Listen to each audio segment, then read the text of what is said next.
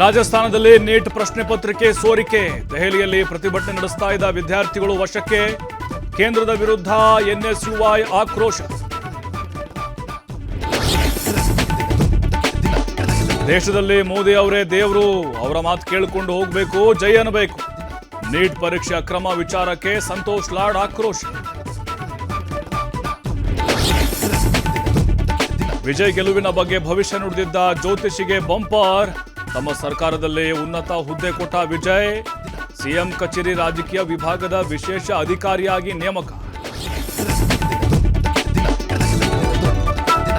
17ನೇ ವಿಧಾನಸಭೆಯಲ್ಲಿ ಸಿಎಂ ವಿಜಯ್ ಚೊಚ್ಚಲ ಭಾಷಣ, ಅಬ್ರಹಾಂ ಲಿಂಕನ್ ಅವರ ಉಲ್ಲೇಖದೊಂದಿಗೆ ಮಾತು, ಇಲ್ಲಿ ಎಲ್ಲರೂ ಸಮಾನರು ಎಂದ ಮುಖ್ಯಮಂತ್ರಿ.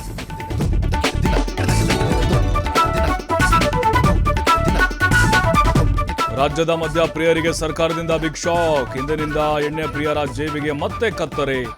ಹೊಸ ಅಬಕಾರಿ ನೀತಿ ಜಾರಿ ಹಿನ್ನೆಲೆ ಮದ್ಯ ದರ ಏರಿಕೆ.